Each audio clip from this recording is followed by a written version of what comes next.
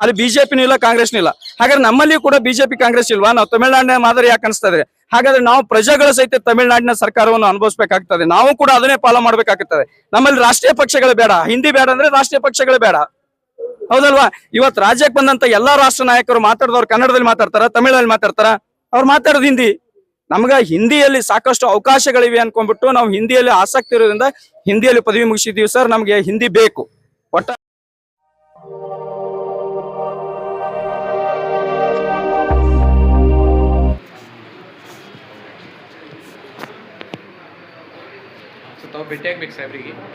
ವೀಕ್ಷಕರೇ ನಮಸ್ಕಾರ, ನಾನು ಅಪ್ಪುರಾಜ್, ಕರ್ನಾಟಕ ಪಬ್ಲಿಕ್ ಟಿವಿ ಡಿಜಿಟಲ್ಗೆ ಸ್ವಾಗತ.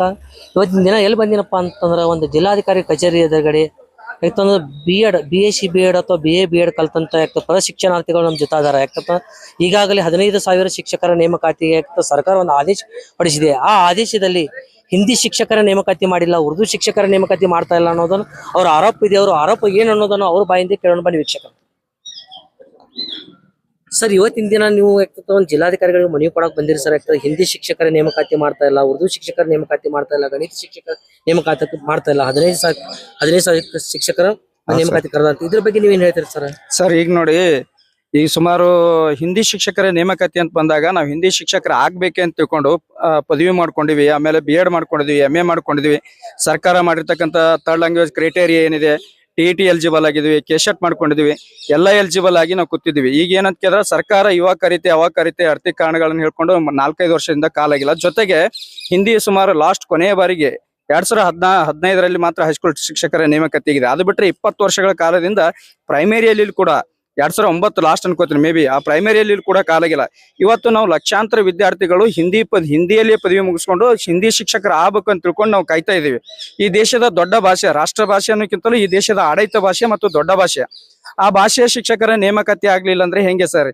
ಈಗ ಉರ್ದು ಶಿಕ್ಷಕರ ನೇಮಕಾತಿ ಆಗ್ತಿರ್ಲಿಲ್ಲ, ಉರ್ದು ಶಿಕ್ಷಕರಿಗೆ ನ್ಯಾಯ ಸಿಗ್ತಿದೆ, ಅವ್ರ ಜೊತೆ ನಮಗೂ ಕೂಡ ಪರಿಗಣಿಸ್ತಾರೆ ಅನ್ಕೊಂಡು ಸರ್ಕಾರಕ್ಕೆ ನಾವು ಒತ್ತಾಯ ಮಾಡ್ತಾ ಇದೀವಿ. ಯಾಕಂದ್ರೆ ಇವತ್ತು ರಾಜ್ಯದಲ್ಲಿ ನೋಡ್ತಾ ಇದ್ರೆ ಸುಪ್ರೀಂ ಕೋರ್ಟ್ ಏನ್ ಹೇಳಿದೆ ಅಂತ ಕೇಳಿದಾಗ ಥರ್ಡ್ ಲ್ಯಾಂಗ್ವೇಜ್ ಪಾಲಿಸಿಯನ್ನು ಮುಂದುವರಿಸಿ ಅದು ಎಲ್ಲರಿಗೂ ಬೇಕು ಅಂತ ಹೇಳ್ತಿದ್ರೆ. ಇವಾಗ ನಮ್ಮ ರಾಜ್ಯದಲ್ಲಿ CBSE ಸ್ಕೂಲ್ಗಳಲ್ಲಿ ಇರ್ತವೆ. CBSE ಸ್ಕೂಲ್ಗಳಲ್ಲಿ ಯಾರ ಮಕ್ಕಳು ಕಲಿತಾರೆ ಸರ್? ದೊಡ್ಡ ದೊಡ್ಡ ರಾಜಕಾರಣಿಗಳ ಮಕ್ಕಳು, ದೊಡ್ಡ ದೊಡ್ಡ ಅಧಿಕಾರಿಗಳ ಮಕ್ಕಳು. ಬಡ ಮಕ್ಕಳು ಸರ್ಕಾರಿ ಶಾಲೆಯಲ್ಲಿ ಕಲಿತಾರೆ. ಬಡ ಮಕ್ಕಳಿಗೆ ಹಿಂದಿ ಬೇಕಿಲ್ಲ, CBSE ಮಕ್ಕಳಿಗೆ ಹಿಂದಿ ಬೇಕು.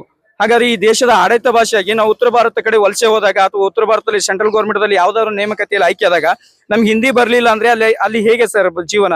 ಹಾಗಾಗಿ ಹಿಂದಿ ಮೇಲೆ ಎಷ್ಟೋ ಜನರ ಭವಿಷ್ಯ ನಿಂತಿದೆ ಸರ್. ಆ ಭವಿಷ್ಯ ನಿಂತಿದ್ದಕ್ಕಿಂತಲೂ ನಾವು ಈಗ ನಿರುದ್ಯೋಗಿಗಳಾಗ್ತದೀವಿ. ಸೊ ಹಾಗಾಗಿ ಹಿಂದಿ ಶಿಕ್ಷಕರ ನೇಮಕಾತಿ ಮಾಡ್ಬೇಕಂತ ತಿಳ್ಕೊಂಡು ಈ ಮಾಧ್ಯಮದ ಮೂಲಕ ನಾನು ಸರ್ಕಾರಕ್ಕೆ ಒತ್ತಾಯಿಸ್ತಿದ್ದೇನೆ ಸರ್. ಸರ್, ಮುಂದಿನ ದಿನಮಾನಗಳಲ್ಲಿ ಹಿಂದಿ ಶಿಕ್ಷಕರ ನೇಮಕಾತಿ ಆಗ್ಲಿಕ್ಕಂದ್ರ ಹೋರಾಟ ಯಾವ ರೀತಿ ಇರ್ತದೆ ನಿಮ್ದು? ಸರ್, ನಿಜವಾಗ್ಲೂ ಹೇಳ್ತೀವಿ, ನಾವು ನಿರುದ್ಯೋಗಿಗಳು. ಯಾಕಂದ್ರೆ ನಮಗೆ ಸರ್ಕಾರ ನೆಚ್ಕೊಂಡು ಸರ್ಕಾರ ಪ್ರತಿ ವರ್ಷ ನೇಮಕಾತಿ ಮಾಡ್ತಾ ಬಂದಿದೆ. ಮತ್ತೆ ಸರ್ಕಾರ ಏನಪ್ಪಾ ನಮಗೆ B.Ed ಮಾಡ್ಕೊಳಕ್ ಅವಕಾಶ ಕೊಟ್ಟಿದೆ, MA ಮಾಡ್ಕೊಳಕ್ ಅವಕಾಶ ಕೊಟ್ಟಿದೆ. ಯೂನಿವರ್ಸಿಟಿ ಥ್ರೂ ನಾವು ಏನಪ್ಪಾ ಅಂದ್ರೆ ಫೀಸ್ ಕಟ್ಟಿ ಕಲ್ತಿದ್ವಿ ಬಡತನದಲ್ಲಿ. ಸೊ ನಮಗೆ ಏನಾದ್ರೆ ನ್ಯಾಯ ಸಿಗ್ಲಿಲ್ಲ ಅಂದ್ರೆ ನಮ್ ಪ್ರಾಣ ಹೋದ್ರೆ ಸರಿ, ನಾವು ಸರ್ಕಾರದ ವಿರುದ್ಧವಾಗಿ ಹೋರಾಟ ಮಾಡ್ತೀವಿ ಸರ್. ಮತ್ತೆ ನಾವು ನ್ಯಾಯಾಲಯದ ಮೆಟ್ಟಿಲನ್ನು ಕೂಡ ಏರ್ಲಕ್ಕೆ ಈ ಸಂದರ್ಭದಲ್ಲಿ ಸಿದ್ಧರಿದೀವಿ ಸರ್. ನಾವು ಸರ್, ಹಿಂದಿ ಅನ್ನೋದು ಒಂದು ರಾಷ್ಟ್ರೀಯ ಭಾಷೆ. ಆ ಹಿಂದಿ ರಾಷ್ಟ್ರ ಭಾಷೆ ಅನ್ನೋ ಸುದ್ದಿ ಆಗ್ತಂದ್ರೆ ಅದನ್ನ ರಾಜ್ಯ ಸರ್ಕಾರ ಯಾಕೆ ನೇಮಕಾತಿ ಮಾಡ್ತಾ ಇಲ್ಲ? ಇದ್ರ ಬಗ್ಗೆ ಹೇಳ್ತೀರಿ ಸರ್? ಇತ್ತೀಚೆಗೆ ನೋಡ್ಬೇಕಾದ್ರೆ ಸರ್ಕಾರ ಕೆಲವೊಂದಿಷ್ಟು ನಾವು ಸರ್ಕಾರದ ರಾಜಕಾರಣಿಗಳು ಕೊಡುತ್ತಿರುವ ಹಾರಿಕೆ ಉತ್ತರ ಏನಂತ ಕೇಳಿದಾಗ ನಾವು ತಮಿಳುನಾಡು ಮಾದರಿಯನ್ನ ಪಾಲಿಸ್ತಾ ಇದೀವಿ. ತಮಿಳುನಾಡಿನಲ್ಲಿ ಏನಪ್ಪಾ ದ್ವಿಭಾಷೆಯ ಪದ್ಧತಿ ಇದೆ. ತಮಿಳುನಾಡಿನಲ್ಲಿ ರೀಜನಲ್ ಪಾರ್ಟಿಗಳಿವೆ ಸರ್. ತಮಿಳುನಾಡಿನಲ್ಲಿ ರಾಜಕೀಯ ಪಕ್ಷಗಳು ಬಿಟ್ಕೊಡಲ್ಲ. ನಮ್ ಕರ್ನಾಟಕದಲ್ಲಿ ರಾಜಕೀಯ ಪಕ್ಷಗಳಿವೆ. ಅವ್ರು ಮಾತಾಡೋದು ಇವತ್ತು ನೋಡ್ರಿ, ರಾಜ್ಯಕ್ಕೆ ರಾಹುಲ್ ಗಾಂಧಿ ಬಂದ್ರೆ ಕನ್ನಡದಲ್ಲಿ ಮಾತಾಡ್ತಾರ, ಮೋದಿ ಬಂದ್ರೆ ಕನ್ನಡದಲ್ಲಿ ಮಾತಾಡ್ತಾರ. ನೀವು ರಾಜಕೀಯ ಮಾಡಿ ನಮ್ಮ ನಿರುದ್ಯೋಗಿಗಳನ್ನ ಏನಪ್ಪಾ ನಮ್ಮ ಜೀವನದ ಮೇಲೆ ನೀವು ನಮ್ಮ ಜೀವನ ಜೊತೆ ಚೆಲ್ಲಾಟ ಆಡ್ಬೇಡಿ ಸರ್. ನಿಮ್ಮ ರಾಜಕೀಯನ ಬದಿಗಿಟ್ಕೊಳ್ಳಿ. ಇಲ್ಲಿ ಏನಪ್ಪಾ ಅಂತ ಕೇಳಿದಾಗ ನಾವು ತ್ರಿಭಾಷೆ ಪಾಲಿಸಿಯಲ್ಲಿ ನಾವು ಕಲ್ತಾ ಇದೀವಿ, 3 ಭಾಷೆ ಪಾಲಿಸಿಯಲ್ಲಿ ಕಲ್ತಾ ಇದೀವಿ. ಸೊ 3 ಭಾಷೆ ಮುಂದುವರಿಲಿ ಅಂತಕ್ಕಂಥ ನಮ್ಮ ಅಭಿಪ್ರಾಯ. ಈಗ ಭಾಷೆಗಳು ಕಲ್ತಂತೆ ಎಷ್ಟೋ ಭಾಷಾ ತಜ್ಞರೇ ಹೇಳ್ತಿದ್ದಾರೆ, ಮಕ್ಕಳಿಗೆ ನೀವು ಭಾಷೆಗಳು ಕಲ್ತಿದಷ್ಟೇ ಜ್ಞಾನ ಹೆಚ್ಚಾಗ್ತದೆ ಅಂತ ತಿಳ್ಕೊಂಡು. ಈಗ ಕೇಂದ್ರ ಸರ್ಕಾರದಲ್ಲಿ ಸಾಕಷ್ಟು ಉದ್ಯೋಗಗಳು ಸಿಗ್ತಾವಲ್ಲ ಸರ್. ಹಾಗಾಗಿ ನಾವು ಈಗ ತಮಿಳುನಾಡಿನ ಸರ್ಕಾರ ಮಾದರಿಯಲ್ಲಿ ಸರ್ಕಾರ ಮಾಡ್ಬೇಕಂತ ಹೊರಟಿರೋದು ಇದು ಯಾವ ನ್ಯಾಯ ಸರ್? ತಮಿಳುನಾಡಿನಲ್ಲಿ ರಾಜಕೀಯ ಪಕ್ಷಗಳಿಲ್ಲ ಸರ್, ಅಂದ್ರೆ ಇದೆ, ಆ ಪ್ರಾದೇಶಿಕ ಪಕ್ಷಗಳಿವೆ. ಅಲ್ಲಿ ಬಿಜೆಪಿನೂ ಇಲ್ಲ, ಕಾಂಗ್ರೆಸ್ನೂ ಇಲ್ಲ. ಹಾಗಾದ್ರೆ ನಮ್ಮಲ್ಲಿ ಕೂಡ ಬಿಜೆಪಿ ಕಾಂಗ್ರೆಸ್ ಇಲ್ವಾ? ನಾವು ತಮಿಳುನಾಡಿನ ಮಾದರಿ ಯಾಕೆ ಅನಿಸ್ತಾ ಇದೆ? ಹಾಗಾದ್ರೆ ನಾವು ಪ್ರಜೆಗಳ ಸಹಿತ ತಮಿಳುನಾಡಿನ ಸರ್ಕಾರವನ್ನು ಅನುಭವಿಸಬೇಕಾಗ್ತದೆ. ನಾವು ಕೂಡ ಅದನ್ನೇ ಫಾಲೋ ಮಾಡ್ಬೇಕಾಗ್ತದೆ. ನಮ್ಮಲ್ಲಿ ರಾಷ್ಟ್ರೀಯ ಪಕ್ಷಗಳು ಬೇಡ, ಹಿಂದಿ ಬೇಡ ಅಂದ್ರೆ ರಾಷ್ಟ್ರೀಯ ಪಕ್ಷಗಳು ಬೇಡ, ಹೌದಲ್ವಾ? ಇವತ್ತು ರಾಜ್ಯಕ್ಕೆ ಬಂದಂತ ಎಲ್ಲಾ ರಾಷ್ಟ್ರ ನಾಯಕರು ಮಾತಾಡಿದವ್ರು ಕನ್ನಡದಲ್ಲಿ ಮಾತಾಡ್ತಾರ, ತಮಿಳಲ್ಲಿ ಮಾತಾಡ್ತಾರ? ಅವ್ರು ಮಾತಾಡೋದು ಹಿಂದಿ. ನಮ್ಗ ಹಿಂದಿಯಲ್ಲಿ ಸಾಕಷ್ಟು ಅವಕಾಶಗಳಿವೆ ಅನ್ಕೊಂಡ್ಬಿಟ್ಟು ನಾವು ಹಿಂದಿಯಲ್ಲಿ ಆಸಕ್ತಿ ಇರೋದ್ರಿಂದ ಹಿಂದಿಯಲ್ಲಿ ಪದವಿ ಮುಗಿಸಿದೀವಿ ಸರ್. ನಮ್ಗೆ ಹಿಂದಿ ಬೇಕು. ಒಟ್ಟಾರೆಯಾಗಿ ಹಿಂದಿ ಬೇಕು.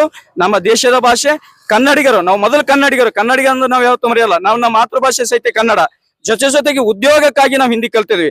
ಹಾಗಾಗಿ ನಾವು ನಿರುದ್ಯೋಗಿ ಆಗ್ತದೆ. ದಯವಿಟ್ಟು ನಮ್ಗೆ ಏನಂತ ಕೇಳಿದಾಗ ಹಿಂದಿಯನ್ನ ನೇಮಕಾತಿ ಮಾಡ್ಕೊಳ್ಳಿ. ಸಾಕಷ್ಟು ಹಿಂದಿಯನ್ನ ಕಲಿಯುವಂತ ಸ್ಟೂಡೆಂಟ್ಸ್ಗಳು ಸುಮಾರು 7.5 ಲಕ್ಷ ಜನರು ಇವತ್ತೇನಪ್ಪ SLC ಪರೀಕ್ಷೆಯಲ್ಲಿ ಹಿಂದಿ ಬರೀತಿದ್ದಾರೆ ಸರ್. ನೋಡಿ, ಹಿಂದಿ ಏರಿಕೆಯಿಂದ ಮಕ್ಕಳು ಫೇಲ್ ಆಗ್ತಿದ್ರು ಅಂದ್ರೆ ಇವತ್ತು ನೀವು ತೆಗೆದು ನೋಡ್ರಿ, highest marks out of out ತಗೊಂಡಿದ್ದು ಯಾವ ವಿಷಯದಲ್ಲಿ ಅಂದ್ರೆ ಹಿಂದಿನೇ ಸರ್.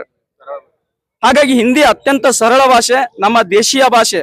ಹೌದಾ? ಇದೇನ್ ಬೇರೆ ಅಲ್ಲ. ಇಂಗ್ಲಿಷ್ ಹಾಕ್ಬೇಕು ನಮ್ಗೆ, ಇಂಗ್ಲಿಷು ಬೇಕು, ಹಿಂದಿ ಬೇಕು, ಕನ್ನಡ ಬೇಕು, ಎಲ್ಲಾ ಭಾಷೆಗಳು ಸರ್ವ ಸಮಾನಾಗಿ ಕಾಣ್ಬೇಕು ಸರ್ ನಾವು. ಹಾಗಾಗಿ ಇಲ್ಲಿ ಎಲ್ಲಾ ಭಾಷೆ ಶಿಕ್ಷಕರ ನೇಮಕಾತಿ ನಡೀತಿದೆ. ಹಿಂದಿಗೆ ಯಾಕೆ ಅನ್ಯಾಯ ಮಾಡ್ತಾ ಇದೀರಾ ನೀವು? ಅದು ನಮ್ಮದೊಂದು ಏನಪ್ಪಾ ಅಂತ ಕೇಳಿದಾಗ ಸರ್ಕಾರಕ್ಕೆ ಒತ್ತಾಯ ಮಾಡ್ತೀವಿ, ದಯವಿಟ್ಟು ನೇಮಕಾತಿ ಮಾಡಿ, ನಮಗೆ ಉದ್ಯೋಗ ಆಕಾಂಕ್ಷಿಗಳಿಗೆ ಉದ್ಯೋಗವನ್ನು ಕೊಡಿ ಸರ್, ನಿರುದ್ಯೋಗಿಯಾಗಿ ಮಾಡಬೇಡಿ ಅಂತ ತಮ್ಮಲ್ಲಿ ಕೇಳ್ಕೊಳ್ತಾ ಇದ್ದೇವೆ ಸರ್. ಹಾಗಾದ್ರೆ ಏನಾಯ್ತಪ್ಪ ಅಂತ ಮಣ್ಣಿನ ದಿನ ವಿಜಯಪುರದಿಂದ ಎಷ್ಟೋ ಮಂದಿ ನಮ್ಮ ಮುಸ್ಲಿಂ ಅಭ್ಯರ್ಥಿಗಳು ಮುಸ್ಲಿಂ ಧರ್ಮ ಉರ್ದು ಬೇಕಪ್ಪ ಅಂತ ಆಗ್ತದ ಏನ್ ಮಾಡಿದ್ರು, ಬೆಂಗಳೂರಿಗೆ ಹೋದ್ರು. ಬೆಂಗಳೂರಿಗೆ ಹೋಗಿ CM ಅವ್ರನ್ನ ಭೇಟಾದ್ರು, ಅವ್ರು ಎಲ್ಲ ಹೇಳ್ಕೊಂಡ್ರು 800 ಪೋಸ್ಟ್ ಅವ್ರಿಗೆ ಕೊಡ್ತೀನಿ ಅಂತಂದ್ರು. ಹಾಗಾಗಿ ನೀವು ಏನಾದ್ರು ಹೋಗಿ ಭೇಟಾಗ್ತೀರಾ? ಹೌದು ಸರ್. ಈಗ ಆಲ್ರೆಡಿ ಹೇಳ್ಬೇಕಂದ್ರೆ ನಮ್ಮ ರಾಜ್ಯ ಅಧ್ಯಕ್ಷರು ಶಶಿಧರ್ CM ಅಂತೇಳಿ ಅವರು ಕೂಡ CM ಅವ್ರ ಜೊತೆ ನಾವು MLC ಗಳ ಮೂಲಕ ಒತ್ತಡ ಹಾಕಿದೀವಿ ಸರ್. MLC ಗಳು ಸಹಿತ CM ಅವರಿಗೆ ಭೇಟಿಯಾಗಿದ್ದಾರೆ. ಸೊ ಕೊಡ್ತೀವಿ ಅಂತಕ್ಕಂಥ ಭರವಸೆನೂ ಕೂಡ ಇದೆ. ಸೊ ಅದರದ ಅದೇ ಒಂದು ಆಧಾರದ ಕೆಲಸವನ್ನು ಇವತ್ತು ನಾವು DC ಅವರಿಗೆ ಮನವಿ ಪತ್ರ ಕೊಡಕ್ ಬರ್ತಾ ಇದೀವಿ ಸರ್. ಸರ್ಕಾರ ಕೊಡುತ್ತನ್ನೋ ಭರವಸೆ ನಮಗಿದೆ. ಮತ್ತೆ ಗುಲ್ಬರ್ಗ ಬ್ರಾಂಚ್ ಅಲ್ಲಿ ಮತ್ತೆ ಧಾರವಾಡ ಬ್ರಾಂಚ್ ಅಲ್ಲಿ ಇದಕ್ಕೆ ಸಂಬಂಧಪಟ್ಟಂತೆ AI ಟೀಚರ್ ಸಂಬಂಧಪಟ್ಟಂಗೆ ಕೇಸ್ ಕೂಡ ದಾಖಲಾಗಿದೆ ಸರ್. ಇವತ್ತು ಗುಲ್ಬರ್ಗದಿಂದ ಒಂದು 11 ಗಂಟೆಗೆ ಒಂದು ಜಜ್ಮೆಂಟ್ ಕೂಡ ಬರಲಿದೆ ಸರ್. ಅದರ ನಿರೀಕ್ಷೆಯಲ್ಲಿ ಇದೇವೆ ನಾವು. ಅದಕ್ಕಿಂತ ನಾವು ಕಾನೂನಾತ್ಮಕವಾಗಿ ಹೋರಾಟ ಮಾಡಕ್ಕೆ ನಾವು ಸಿದ್ಧರಾಗಿದ್ದೀವಿ. ಆದ್ರೆ ಸರ್ಕಾರಕ್ಕೆ ಏನಾಗ್ತಿದೆ, ಇದು ಸರ್ಕಾರದ ಗೊಂದಲ ಅನ್ನೋಕ್ಕಿಂತ ಅಧಿಕಾರಿಗಳ ಗೊಂದಲ. ಅಧಿಕಾರಿಗಳು ಸರ್ಕಾರದ ದಾರಿ ತಪ್ಪಿಸಿದ್ದಾರೆ ಸರ್. ಇವತ್ತು ನಿಜವಾಗ್ಲೂ ಹಿಂದಿಯಲ್ಲಿ ಎಷ್ಟೋ ಜನರಿಗೆ ಭವಿಷ್ಯ ಇದೆ. ಉತ್ತರ ಕರ್ನಾಟಕ ಬಂದ್ರೆ ಸರ್, ಗುಲ್ಬರ್ಗ ನೀವು HK ತಗೋರಿ, ಹಿಂದಿ ಎಲ್ಲಿ ಹೋದ್ರು ಹಿಂದಿನೇ ಮಾತಾಡ್ತಾರೆ ಜನ. ಹಾಗಾಗಿ ಅಂತ ಒಂದು ದೊಡ್ಡ ಭಾಷೆ. ಈಗ ನಾವು ಎಲ್ಲರೂ ಏನಪ್ಪಾ ಅಂತ ಕೇಳಿದಾಗ ಒಂದು ಏಕತೆಯಿಂದಿದೀವಿ. ಭಾಷೆ ಆಡಳಿತ ಮೇಲೆ ಒಡೆದು ನೀವು ರಾಜಕೀಯ ಮಾಡಬೇಡಿ, ದಯವಿಟ್ಟು ನಾನು ಹೇಳ್ತಾ ಇದ್ದೀನಿ. ಸೊ ಅದಕ್ಕಾಗಿ ಹಿಂದಿ ಶಿಕ್ಷಕರ ನೇಮಕಾತಿ ಆಗ್ಬೇಕನ್ನೋದು ನಮ್ಮೆಲ್ಲಾ ನಿರುದ್ಯೋಗಿಗಳ ಒತ್ತಾಯ ಸರ್. ಇದು ಧನ್ಯವಾದಗಳು. ಇಲ್ಲಿವರೆಗೆ ನೋಡಿದ್ರಿ ವೀಕ್ಷಕರೇ, ಹಿಂದಿ ಶಿಕ್ಷಕರ ನೇಮಕಾತಿ ಆಗಬೇಕು. ಹಿಂದಿಯಲ್ಲೇ ಸಾಕಷ್ಟು ವಿದ್ಯಾರ್ಥಿಗಳು ಸಾಕಷ್ಟು ಮಾರ್ಕ್ಸ್ ತಗೋತಾರೆ. ಹಿಂದಿ ಒಂದು ರಾಷ್ಟ್ರೀಯ ಭಾಷೆ ಇದೆ. ನಾವು ಈಗಾಗಲೇ 1.5 ಲಕ್ಷ ಮಂದಿ ನಾವು ಹಿಂದಿ ಕಲ್ತುಕೊಳ್ತೇವೆ. ಒಂದ್ ವೇಳೆ ಸರ್ಕಾರ ಹಿಂದಿ ಶಿಕ್ಷಕರ ನೇಮಕಾತಿ ಮಾಡ್ಲಿಕ್ಕೆ ನಮ್ಮ ಭವಿಷ್ಯಕ್ಕೆ ಕೊಳ್ಳಿ ಇಟ್ಟಂಗ ಆಗ್ತದ ಅನ್ನೋದನ್ನ ಅವ್ರು ಹೇಳಿದ್ರು. ಕ್ಷಣ ಸುದ್ದಿಗಳಿಗೆ ಕರ್ನಾಟಕ ಪಬ್ಲಿಕ್ ಟಿವಿ ಡಿಜಿಟಲ್ ನೋಡ್ತಾರೆ. ನಾನು ಅಪುರಾಜ್, ಧನ್ಯವಾದಗಳು.